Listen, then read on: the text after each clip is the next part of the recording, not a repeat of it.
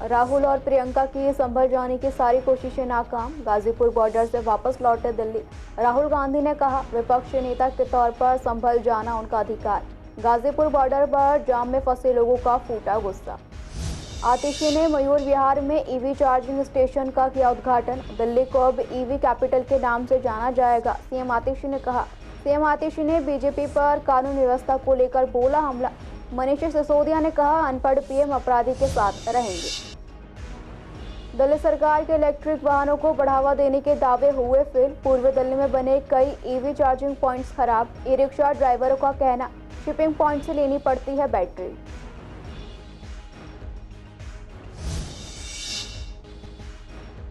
बुजुर्ग पेंशन योजना के लिए पोर्टल बंद होने से बुजुर्ग परेशान। पूर्वी दिल्ली के कई बुजुर्ग आप सरकार की पेंशन योजना से नाखुश। कहा, चुनाव से पहले योजना शुरू कर सरकार सिर्फ वोट बटोरना चाहती है। पुलिस ने शराब तस्कर को सीमापुरी झुग्गी बस्ती से किया गिरफ्तार। आरोपी के पास से 600 क्वार्टर अवैध शराब बरामद। आरोपी पर पहले से दर्ज हैं शराब और ड्रग्स तस्करी के कई मामले।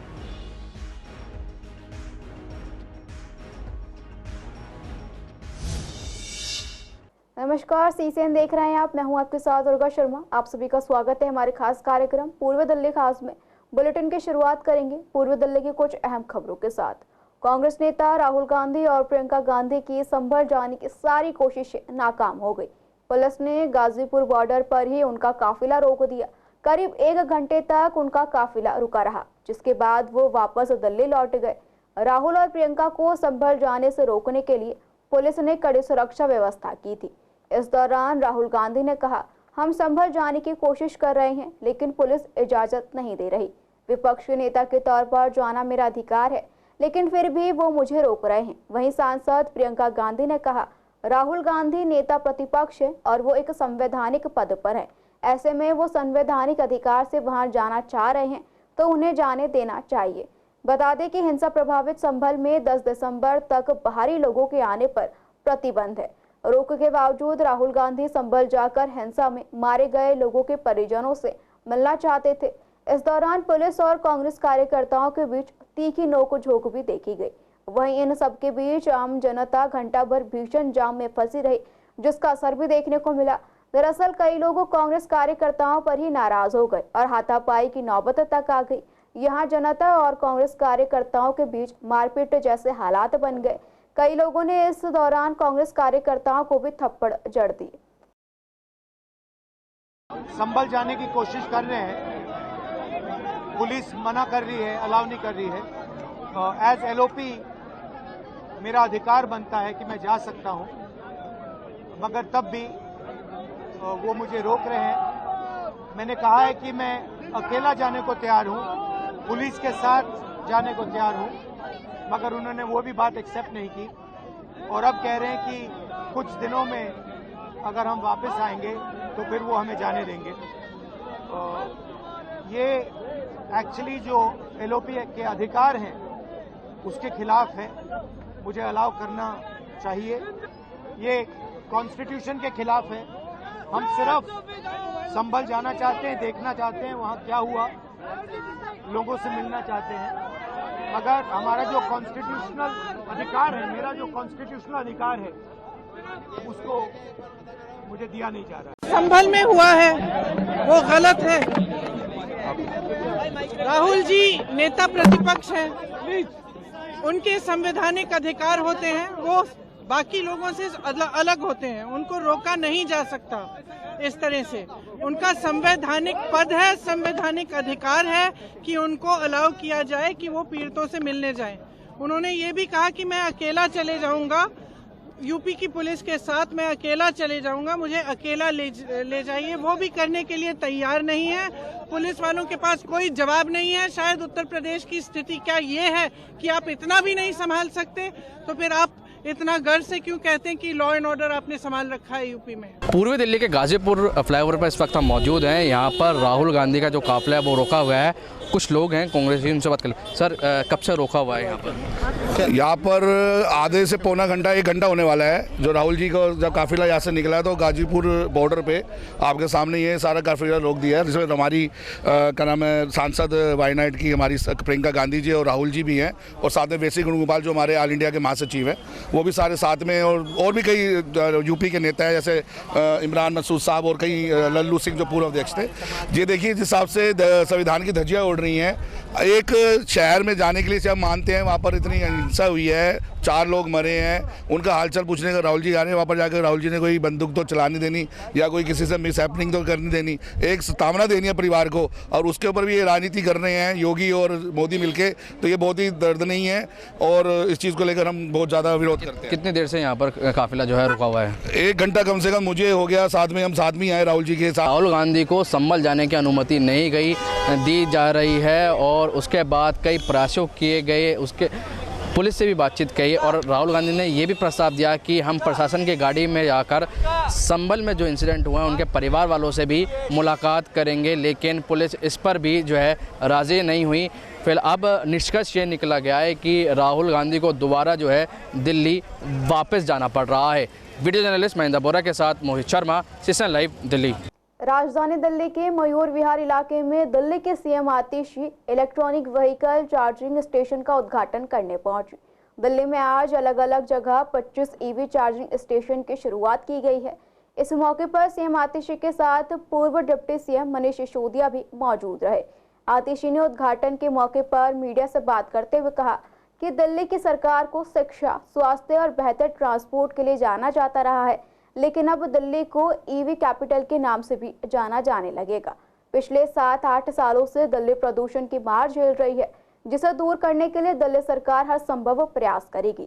वहीं सीएम आतिशी ने कानून व्यवस्था को लेकर बीजेपी पर हमला बोला।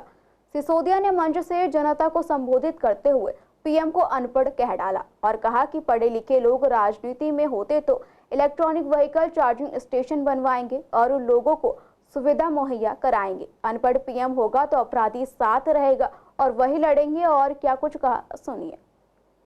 अब दिल्ली में तकरीबन 2500 ऐसे ईवी चार्जिंग पॉइंट्स, चाहे दिल्ली सरकार द्वारा, एमसीडी द्वारा, हमारे द्वारा लाए गए प्राइवेट प्लेयर्स द्वारा एस्टैब्लिश किए जा सके हैं। दिल्ली देश का ईवी कैपिटल बन चुका है। पूरे देश में सबसे ज़्यादा इलेक्ट्रिक व्हीकल्स का अगर रजिस्ट्रेशन हो रहा है वो दिल्ली में हो रहा है। दिल्ली में जितनी गाड़ियां रजिस्टर होती हैं उसमें से 12% गाड़ियां इलेक्ट्रिक व्हीकल्स हैं।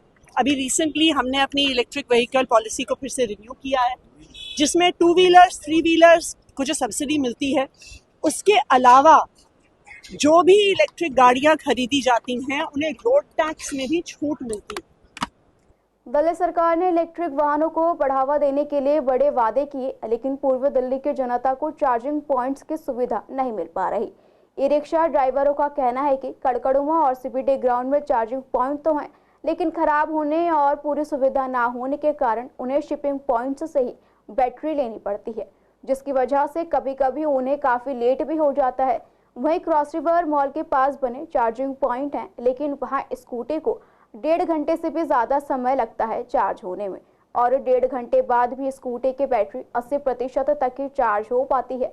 इसके अलावा यहाँ चार्जिंग के लिए 4 होल्डर हैं, जिसमें से इलेक्ट्रॉनिक व्हीकल चार्ज होते हैं, लेकिन 3 होल्डर आए दिन खराब होते रहते हैं।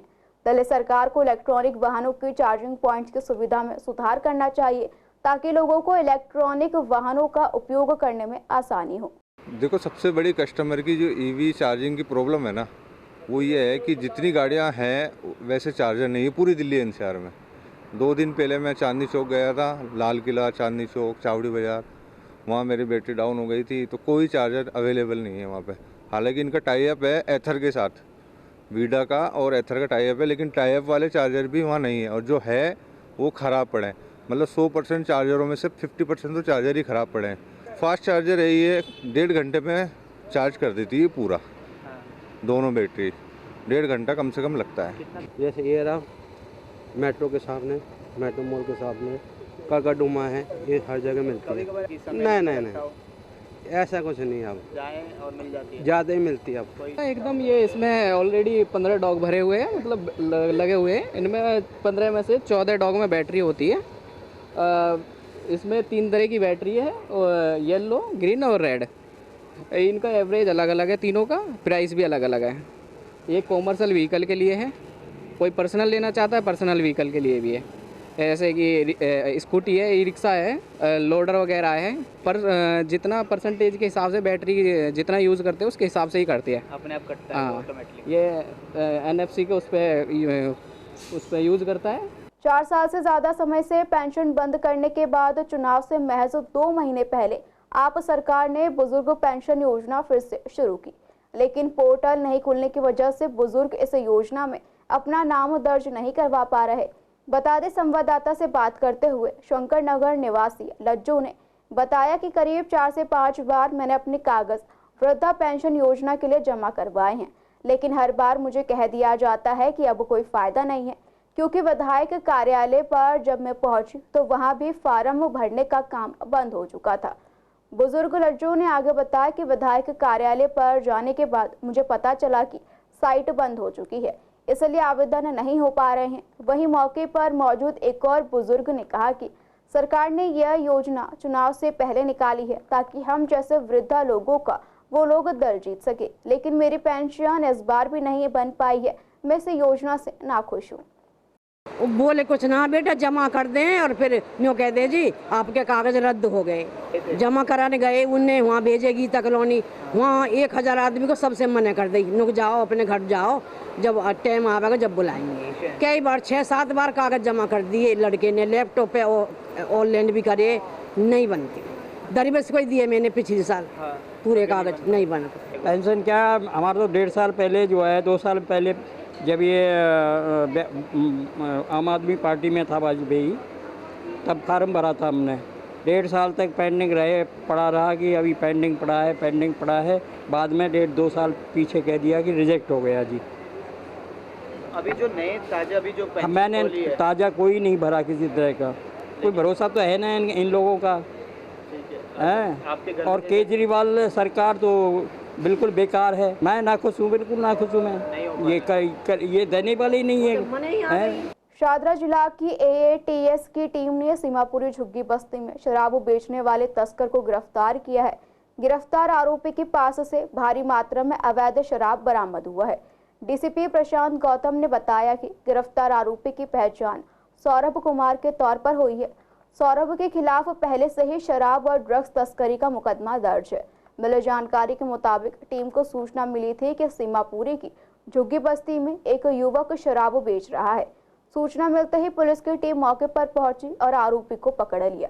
आरोपी के ठिकाने पर छापेमारी की गई तो वहां से 600 क्वार्टर अवैध शराब बरामद हुई। इसके बाद आरोपी के खिलाफ एक्साइज एक्ट के तहत मुकदमा दर्ज कर उसे गिरफ्तार कर लिया गया है। पूर्वी दिल्ली में 10 दिन के अंदर 6 स्नैचिंग की वारदात सामने आई हैं। ये सभी वारदातें अलग अलग इलाके में हुई। इसी को लेकर हमारे संवाददाता मोहित शर्मा ने एडिशनल DCP विनीत कुमार से खास बातचीत की। उन्होंने बताया कि इन सभी घटनाओं की जानकारी उनके पास है और सभी घटनाओं की जांच के लिए टीम भी गठित कर दी गई। आपको बता दें कि पिछले साल के मुकाबले इस बार स्नैचिंग की PCR कॉल भी कम दर्ज हुई हैं। पिछले साल 2023 में स्नैचिंग की कुल 1700 कॉल PCR में दर्ज हुई थी, लेकिन इस बार स्नैचिंग की 1000 ही कॉल दर्ज हुई हैं। पूर्वी दिल्ली की पुलिस ने स्नैचिंग की वारदात को रोकने के लिए एक अलग से एक यूनिट बनाई है। ये यूनिट स्नैचिंग की वारदात को रोकने और कानून व्यवस्था को बनाए रखने में मदद करती है। पूर्वी दिल्ली में 10 दिन के अंदर 6 बड़ी वारदातें हुई हैं और सबसे ज़्यादा जो मामले आए हैं वो स्नैचिंग के हैं। ज़्यादा जानकारी के साथ मेरे साथ एडिशनल DCP 10 दिन के अंदर 6 स्नैचिंग की वारदातें हुई हैं। किस तरीके से दिल्ली पुलिस इसको जो है लगाम लगाएगी और किस तरीके से काम कर रही है सर? देखिए, स्नैचिंग और इससे जुड़े सभी मामलों को बहुत ही सीरियसली लिया जाता है। सारे मामलों में एक स्पेशल टीम थाने लेवल पे भी और डिस्ट्रिक्ट लेवल पे गठित कर दी गई है। इसमें से बहुत से मामले हम लोग सुलझाने में समर्थ भी रहे हैं। पिछले हफ्ते ही हम लोगों ने 2 स्नैचर्स को पकड़ा है, जिनसे हमें लगभग 8 मोबाइल फ़ोन्स की भी रिकवरी हुई है। और सिर्फ पिछले 10 दिनों में नहीं, हम ये कहना चाहेंगे कि थ्रू आउट हमारी यही कोशिश रही है कि जो भी इसमें इन्वॉल्व लोग होते हैं उनको जल्दी से जल्दी पकड़ा जाए। पिछले साल करीब 1700 कॉलें हुई थी स्नैचिंग की, उससे अगर हम इस साल कंपेयर करें तो 1000 कॉलें हुई है, तो लगभग 40% कॉलों का डिफरेंस है। तो हमारी कोशिश यही रहती है कि स्नैचिंग के जितनी भी वारदातें हैं उस पर जितना प्रिवेंट हो पाए ना, जितना इसको रोका जा सके उतना पब्लिक ज़्यादा सुरक्षित फील करेगी। इसके लिए देखिए हमने स्पेशल पिकेट्स लगाई है। हमारी चेतक करके मोटरसाइकिल की एक स्पेशल टीम है जो राउंड द क्लॉक डिस्ट्रिक्ट्स में 3 शिफ्टों में लगातार पेट्रोलिंग करती रहती है। बहुत मल्टीपल टीम्स हमने बना रखी है, सबकी अलग अलग टास्किंग कर रखी है और वो सभी लोग इन मामलों की जाँच करने में वो है। स्पेशल टीमें बोथ एट थाना level and at DCP office level are operational. इस तरीके से आपने सुना कि DCP ने बताया कि अलग अलग टीम गठित कर रखी है ताकि जो इलाके में स्नैचिंग की वारदात होती हैं उस पर रोकथाम लग सके। वीडियो जर्नलिस्ट महेंद्र बोरा के साथ मोहित शर्मा, CCN लाइव, दिल्ली। दिल्ली के LG विनय कुमार सक्सेना ने दिल्ली के सरकारी स्कूलों में पंजाबी भाषा की उपेक्षा पर गंभीर चिंता जताई। स्कूलों में पंजाबी भाषा तो है लेकिन उसे पढ़ाने के लिए पर्याप्त टीचर्स नहीं है और ना ही उनकी नियुक्ति की जाती है।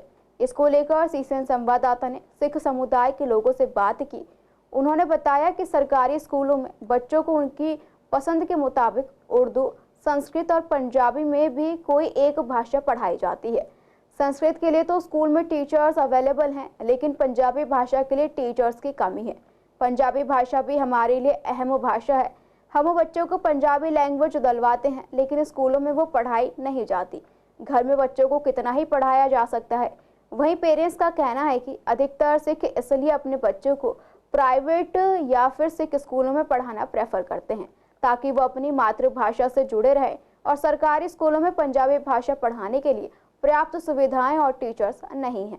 इस टाइम जो बच्चों के अंदर स्कूल के अंदर टीचर्स ही नहीं है, अवेलेबल ही नहीं है पंजाबी पढ़ाने वाले। बच्चे कोर्स लेना चाहते हैं पंजाबी का, जब टीचर ही नहीं है तो बेचारे बच्चे भी कोर्स लेके क्या करें।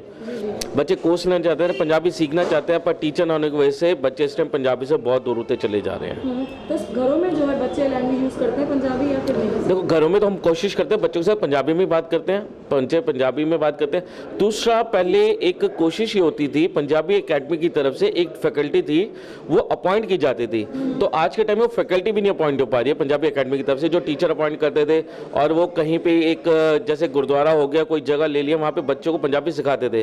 तो आज के टाइम में फैकल्टी भी मुझे कहीं पे नजर नहीं आ रही है। पंजाबी एकेडमी उन लोगों को भेजा करती थी। स्कूल में पढ़ते थे छोटे, तो उस टाइम हर लैंग्वेज वहाँ पर होती थी, संस्कृत, पंजाबी, हिंदी, जो भी लैंग्वेज सारी मिलती थी। आज पंजाबी को पीछे कर दिया गया। संस्कृत चल रही है, हिंदी चल रही है, सब कुछ चल रहा है, लेकिन पंजाबी नहीं हो रही। पंजाबी के लिए हमारे लिए बहुत दिक्कत है। या फिर वो जहाँ सुखीनिज्म स्कूल है, जो पंजाबी स्कूल है, उनमें उनको एडमिशन कराओ। प्राइवेट में है, वो प्राइवेट में भी उन स्कूलों में है जो सिक्की स्कूल है, बाकी उसमें किसी में और किसी पंजाबी में नहीं है। अदर प्राइवेट स्कूल में किसी में पंजाबी नहीं है, तो हमें बहुत दिक्कत होती है। हम सिखाते हैं, लेकिन हम कितना सिखा लेंगे? जो स्कूल में नॉलेज मिलेगी बच्चों को वो उसी में मिलेगी ना। देखो, ऐसे आप अगर कहो कि मैं घर पे जितना मुझे आपके बच्चे हैं, आप ट्यूशन कितना ले लेंगे उनसे? नहीं लेते ना। फिर भी हमारे बच्चे टीचर होके, मैडम टीचर होके, उसके बच्चे ट्यूशन पढ़ने जाते हैं बाहर, तो नहीं पढ़ते ना हमारे बच्चे नहीं। तो इसलिए हमारे लिए स्कूल और ट्यूशन हमारे बहुत जरूरी है। चुनाव आते ही सभी पार्टियां जनता को लुभाने के लिए कई वायदे करती हैं। कांग्रेस ने ऐलान किया है कि दिल्ली में सत्ता में आने के बाद दिल्ली वासियों को 400 यूनिट फ्री बिजली दी जाएगी। बता दें, मंगलवार को न्याय यात्रा के दौरान प्रदेश कांग्रेस अध्यक्ष देवेंद्र यादव ने इसकी घोषणा की। इसको लेकर CCN संवाददाता ने पूर्व दिल्ली से पूर्व मंत्री और विधायक डॉक्टर नरेंद्र नाथ और कांग्रेस नेता दिवेश अत्री से बात की।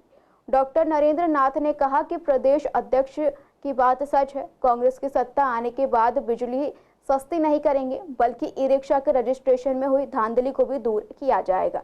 जनता की हर परेशानी को दूर किया जाएगा। इसी के साथ जो हमारे भाई बहन रेहड़ी पटरी लगाते हैं उनको सम्मान भी दिया जाएगा। वहीं ईस्ट आजाद नगर से कांग्रेस नेता दिवेश अत्री ने कहा कि अरविंद केजरीवाल केवल झूठे वादों के अलावा कुछ नहीं कर रहे हैं। शीला जी सरकार में 400 यूनिट फ्री बिजली और 15 साल तक को चलाने का एक्सपीरियंस कांग्रेस के पास है। तो 400 यूनिट बिजली फ्री करेंगे, इसमें दो राय नहीं है। और भी बहुत सारी फैसिलिटीज़ हैं जो दिल्ली की जनता को मिलनी चाहिए, उनकी भी घोषणा एक एक करके हमारे अध्यक्ष देवेंद्र यादव कर रहे हैं, वो करेंगे। और जो कानून एक 2014 में पास हुआ था कि रेहड़ी पटरी वालों को उनको बाकायदा लाइसेंस दिए जाए, जगह निश्चित की जाए, ताकि उनको रोज़ाना पुलिस वाले तय न करें भी यहाँ से हटाओ यहाँ बढ़ाओ। और जो रजिस्ट्रेशन जो ई रिक्शा है उसका भी बाकायदा रजिस्ट्रेशन दोबारा से प्रॉपर्टी उसको लाइसेंस दिए जाए कि दिल्ली में कितनी ई रिक्शा है, जो ई रिक्शा जो चल रही हैं उनको बाकायदा कानूनी जो प्रोग्राम है उनको मिलना चाहिए ताकि पुलिस वाले उनको भी तंग न करें। देखिए, जब शीला जी की सरकार थी तो हम पहले से ही जो हमारा स्लैब था वो इस तरह का था कि जो रेट बढ़ता था वो 400 यूनिट के बाद ही बढ़ता था। तो ये तो बिल्कुल क्लियर है कि जब कांग्रेस की सरकार आएगी तो उनके पास इतना अनुभव है 15 साल की सरकार का कि वो 400 यूनिट फ्री बिजली देंगे। जो आज की स्थिति है 200 यूनिट, आप भी जानते हैं, आप भी रहते हैं, 200 यूनिट कब ख़त्म हो जाती है किसी को कुछ नहीं पता, क्योंकि दिल्ली के अंदर हर व्यक्ति जो है वो इतनी सुविधाजनक लाइफ जी रहा है कि वो 200 यूनिट कब ख़त्म हो जाती है।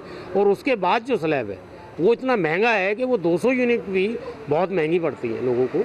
तो जो वादा देवेंद्र जी ने किया है 400 यूनिट का, वो कांग्रेस की सरकार के अनुभवों के आधार पे किया है और वो ज़रूर मिलेगा। लक्ष्मी नगर में राधू पैलेस के सामने जल बोर्ड की लापरवाही के कारण पीने के पानी की पाइपलाइन में लीकेज की समस्या बरकरार है। इसकी वजह से रोजाना सैकड़ों लीटर पानी सड़क पर बह रहा है। बता दें, ये समस्या लगभग 3 महीने से जारी है, जिसकी वजह से स्थानीय निवासियों को काफी परेशानी हो रही है। स्थानीय निवासियों ने बताया कि सुबह और शाम के समय जब पानी की सप्लाई होती है तब सड़क पर इतना ज्यादा पानी भर जाता है कि वहां से निकलना तक मुश्किल होता है। वहीं जलभराव के कारण मच्छर भी पनप रहे हैं, जिसकी वजह से बीमारियों का डर बना हुआ है। स्थानीय लोगों ने बताया कि पाइपलाइन टूटी होने की वजह से काफी पानी बर्बाद हो जाता है। प्रशासन को जल्द से जल्द इस समस्या को दूर करना चाहिए।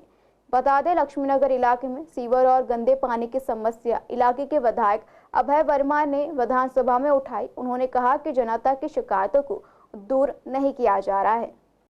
यहाँ पर काफ़ी दिनों से देख रहा हूँ ये गंदगी मच्छर पैदा हो रहे हैं गंदगी के अंदर, पानी सड़ रहा है, यहाँ से निकलना। किस चीज़ का पानी है ये जल बोर्ड का पानी है। जल बोर्ड के पाइप टूटे हुए हैं, कहाँ से लीकेज हो रही है उनको चेक करना चाहिए। कई बार कंप्लेंट कर रखी है तो सुनवाई नहीं है कहीं भी। पानी के एक कंप्लेंट के लिए प्रशासन को आज 4 महीने से इन्फॉर्म कर रहे हैं कि यहाँ पर पानी आपकी मेन लाइन लीक है, जिससे सड़क पर पानी धारा इकट्ठा हो जाता है।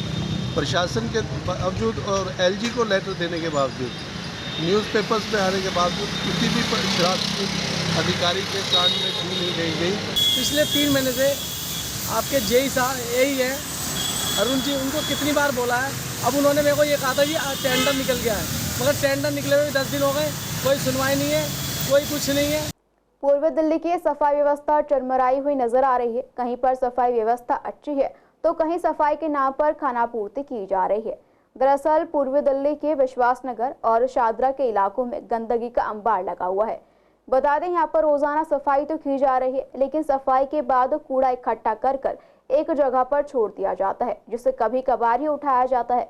प्रशासन की लापरवाही के कारण कूड़ा रोजाना नहीं उठाया जा रहा, जिसकी वजह से हर गली पर कूड़े का ढेर नजर आ रहा है, जिसकी वजह से बीमारियों का भी डर बना हुआ है। वहीं गोपाल पार्क के लोगों का कहना है कि यहाँ पर साफ सफाई अच्छे से होती है और कूड़ा उठाने वाली गाड़ियां भी रोज आती हैं।